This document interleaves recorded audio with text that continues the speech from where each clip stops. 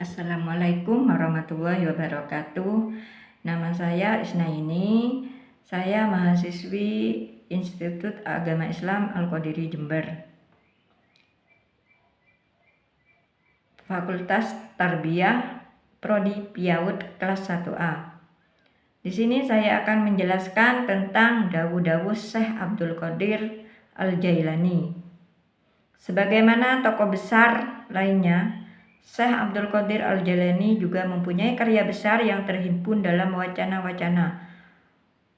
Futuh Al-Ghaib adalah salah satu karyanya di samping Fath Ar-Rabbani, Gunyat Al-Talibin, dan Qasidah Al-Ghausiyah. Semua karya tersebut merupakan karya monumental sufistik yang besar nilainya dan tinggi sastranya yang diwariskan kepada putra dan muridnya. Pemikiran sufistik Syekh Abdul Qadir Al-Jailani banyak berorientasi pada masalah-masalah moral dan ketuhanan atau teologis yang bersumber pada syariat Islam, Al-Quran, dan Al-Sunnah, baik secara zahir maupun batin. Hal ini sebagaimana yang dikatakan oleh Ali Al-Hitti, bahwa tarekatnya adalah tauhid semata yang disertai kehadiran dalam sikap sebagai hamba Tuhan. Sementara mengenai karakteristik tarekatnya, Abdi bin Musafir berkomentar bahwa tarekatnya adalah kepasrahan kepada alur-alur ketentuan Tuhan yang persepakatan dengan kalbu maupun jiwa atau ruh, integrasi batin dan lahir, pensucian diri dari tabiat-tabiat jiwa. Demikian pula komentar Baqo bin Al-Batu. Syekh Abdul Qadir Al-Jailani mempunyai kedudukan mirip Al-Ghazali sebagai seorang ahli hukum atau fikih yang menguasai usul al-fikih dan memadukan antara tasawuf dengan Al-Quran dan Sunnah Rasul. Karena itulah Ibnu Taimiyah pernah memujinya. Ia berkata Sayyidi atau Tuhan pujaanku Abdul Qadir, dan jika ada yang berlainan pendapatnya, ia mengatakan, ada yang mengatakan Abdul Qadir berkata begini dan begitu. Aku tidak yakin kata-katanya, mudah-mudahan itu bukan ucapannya. Aku pastikan itu bukan pendapat beliau. Kondisi sosial politik pada masa Syekh Abdul Qadir Al-Jailani ditandai dengan kekacauan pemerintah yang berwujud dehumanisasi dan despiritualisasi. Lantas dari kalangan ulama-ulama memutuskan untuk hidup sufi dan menyeru ke jalan yang satu, yaitu memegang erat tauhid. Maka dalam kaitan inilah Syekh Abdul Qadir Al-Jailani sangat lantang menyeru kepada pemurnian tauhid dan menganggap remeh selain Allah.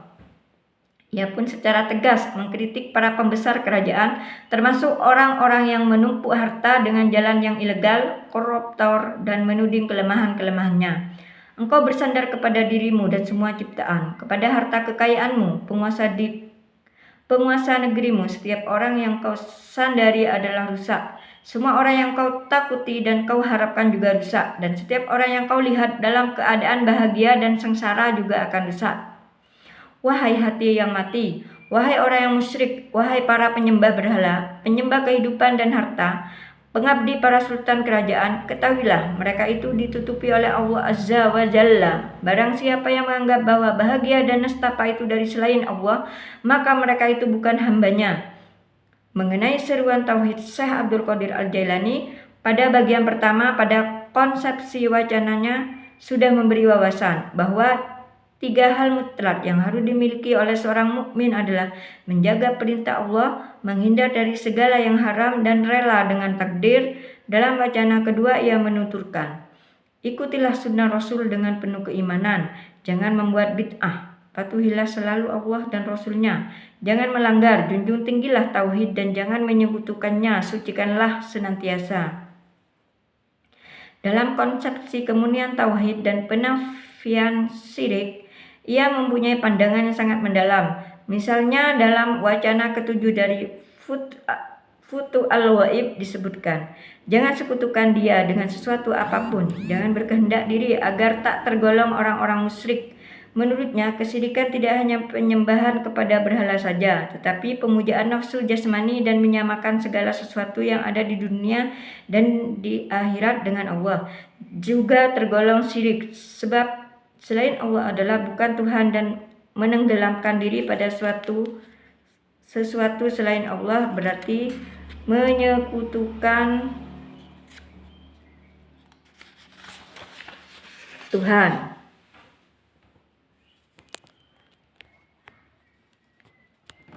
Dalam keterangan lain, ia menyebutkan bahwa syiriknya orang Hawas adalah menyekutukan kehendaknya dengan kehendak iradah Allah, yaitu lalai dan terbawa suasana dunia. Orang yang sedemikian itu diperintahkan untuk bergegas minta ampun dan berzikir kepadanya.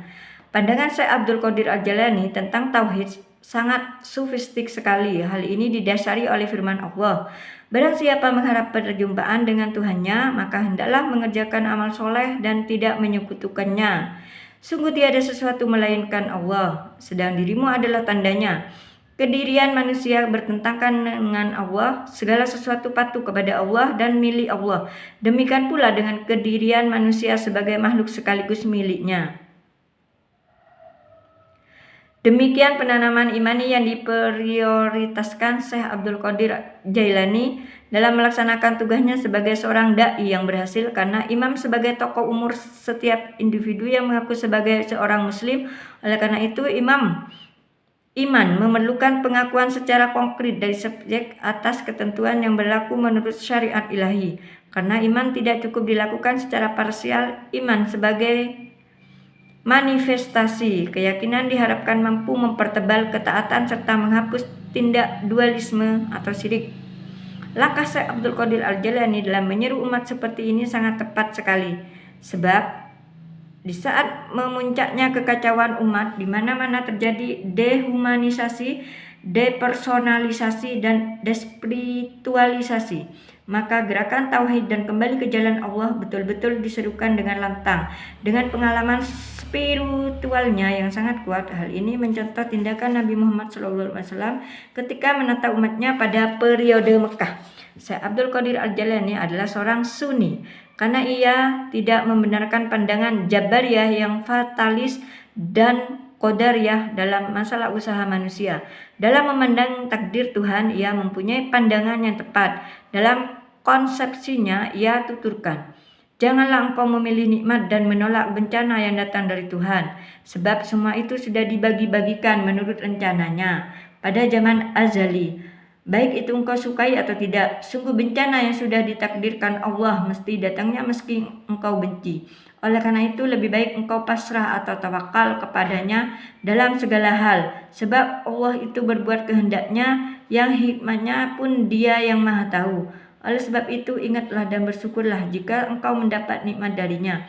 Sebaliknya, jika mendapat musibah hendaklah bersabar dan menerima qadarnya. Dan ketahuilah bahwa musibah itu tidak bakal menimpa pada orang mukmin, melainkan hanya sebagai ujian belaka. Sesuai dengan hadis qudsi, Nabi SAW bersabda, Allah berfirman, ketika aku memberi ujian atau musibah hambaku dan kemudian hamba ini sabar dan tidak mengeluh pada orang lain, maka akan aku ganti dagingnya dengan daging yang baru yang lebih bagus. Demikianlah pula darahnya. Dan kalau hamba itu sembuh, maka hilanglah segala dosanya, dan apabila meninggal, maka aku beri rahmat dalam surga. Campakkanlah dirimu ke hadapannya dengan sikap seperti bola di kaki pemain polo yang menggulirkannya dengan stiknya, bagaikan jasad mati di hadapan orang yang memandikannya, dan bagai bayi di pangkuan ibunya. Buatlah terhadap segala selainnya, agar tak kau lihat sesuatu pun selainnya. Tiada kemajuan, kemudaratan, manfaat, karunia, dan penahan karunia. Anggaplah orang dan sarana di duniawi dikala menderita dan ditimpa musibah sebagai cambuk-cambuknya yang dengan keduanya ia mencambukmu, dan anggaplah keduanya dikala suka sebagai tangannya yang menyuapinya. Tetapi ia menolak kepasrahan total dan keputusasaan upaya kemanusiaan, sebagaimana tuturnya, jangan berkata, aku tak mau mohon sesuatu kepada Allah, sebab bila aku mohon sudah ditentukan bagiku, tentu akan datang kepadaku, entah diminta atau tidak. Bila hal itu bukan bahagianku, Dia tak akan berikannya kepadaku walau ku minta. Mintalah kepadanya segala yang kau inginkan, asalkan yang kau minta itu tak terlarang dan tak merusak, sebab Allah telah memerintahkan kita untuk memohon kepadanya sebagaimana firman-Nya, mintalah kepadaku, niscaya aku akan kukabulkan permintaanmu, mintalah kepadanya karunia-Nya. Dan sabda Nabi, mintalah kepada Allah dengan penuh keyakinan bahwa doamu diterima, berdoalah kepada Allah dengan kedua tapak tanganmu. Jangan pula melupakan upaya manusiawi agar tak menjadi korban keyakinan kaum fatalis atau Jabariyah, dan yakinlah tak suatu pun terwujud kecuali atas izin Allah Ta'ala. Karena itu, jangan Anda puja upaya manusiawi karena yang demikian ini karena melupakan Tuhan, dan jangan berkata bahwa tindakan-tindakan manusia berasal dari sesuatu. Bila demikian berarti kau tak beriman dan termasuk pada golongan Qadariyah. Dan termasuk pada golongan Qadariyah. Hendaknya kau katakan bahwa segala aksi makhluk adalah milik Allah. Inilah pandangan yang telah diturunkan kepada kita lewat keterangan-keterangan yang berhubungan dengan masalah pahala dan hukuman.